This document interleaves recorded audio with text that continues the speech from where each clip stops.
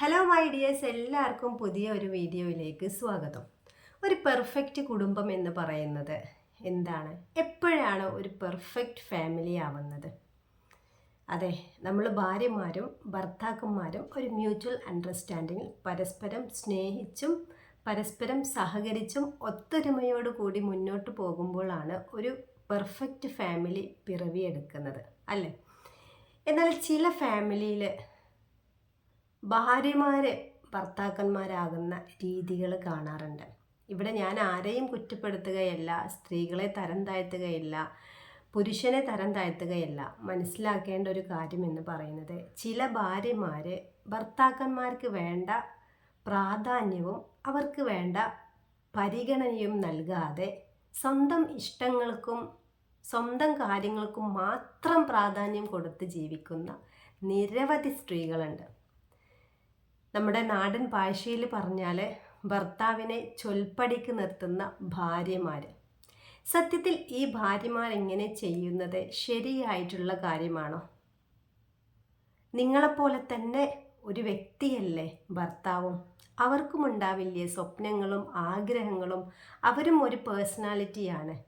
അവരുടെ സ്വപ്നങ്ങൾക്ക് നിറം കെടുത്താനും അവരുടെ സ്വപ്നങ്ങളുടെ പിറകെ പോവാനും ഭാര്യമാർ തടസ്സമായി നിൽക്കുന്നത് പലപ്പോഴും നമ്മൾ കണ്ടിട്ടുണ്ട്. ഭാര്യ പറയുന്നത് മാത്രമാണ് ശരി, ഞാൻ പറഞ്ഞത് മാത്രം നിങ്ങൾ അനുസരിച്ചാൽ മതി എന്നുള്ള രീതിയിൽ ഓപ്പണായിട്ട് സംസാരിക്കുന്ന എത്രയോ ഭാര്യമാരെ കാണാൻ പറ്റിയിട്ടുണ്ട്. ഈ ഭർത്താക്കന്മാർക്ക് ഈ ഒരു ജീവിതത്തിൽ, അവരുടെ ജീവിതത്തിൽ ഒരു പ്രാധാന്യവും ഒരു വിലയും അവർ കൽപ്പിക്കില്ല.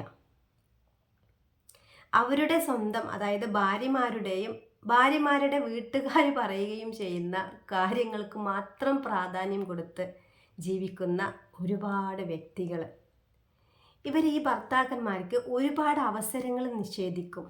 സ്വന്തം ഉമ്മയോടും ഉപ്പയോടും പോലും സംസാരിക്കാനുള്ള അവരുടെ അവകാശത്തെ തുറന്ന് തന്നെ അവരെ നിങ്ങൾ സംസാരിക്കരുത് എന്നുള്ള രീതിയിൽ വിലക്കും.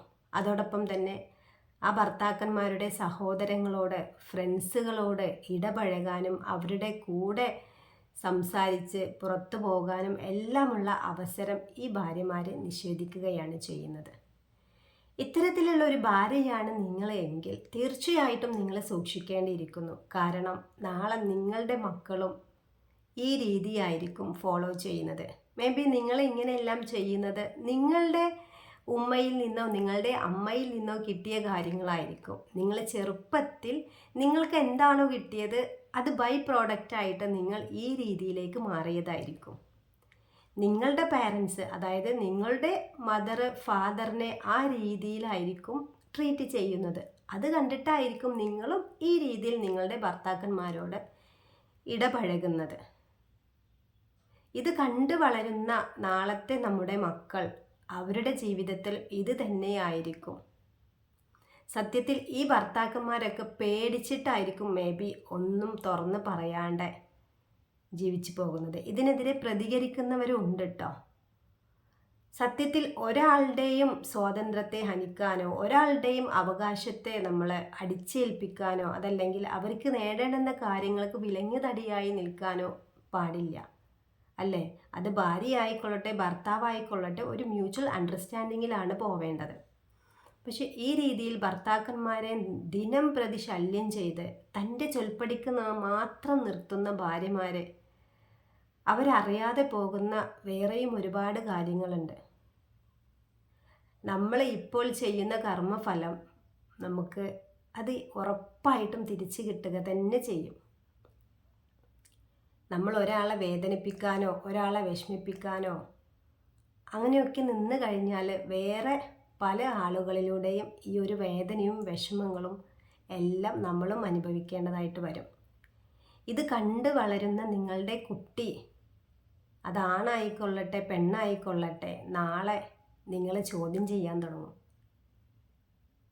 അതായത് ആ കുട്ടി അവരുടെ ജീവിതത്തിലും ഈ ഒരു രീതി പകർത്താൻ വേണ്ടിയിട്ട് ശ്രമിക്കും.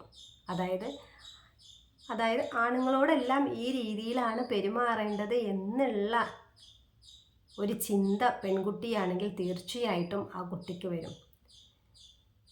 നമ്മുടെ മക്കളൊക്കെ നമ്മുടെ ഭർത്താക്കന്മാരോട് അവരുടെ അച്ഛന്മാരോട് നല്ല ബഹുമാനത്തോടെ പെരുമാറണമെന്ന് ആഗ്രഹിക്കുന്ന കുറച്ചെങ്കിലും ആളുകളുണ്ടായിരിക്കും, സ്ത്രീകൾ, അല്ലേ?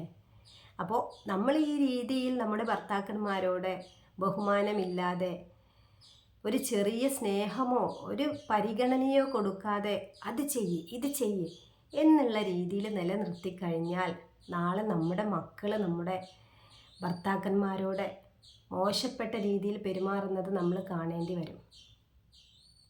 ഈ ഒരു കാഴ്ച ഒഴിവാക്കാൻ വേണ്ടിയിട്ട് നിങ്ങൾ ശ്രദ്ധിക്കുക.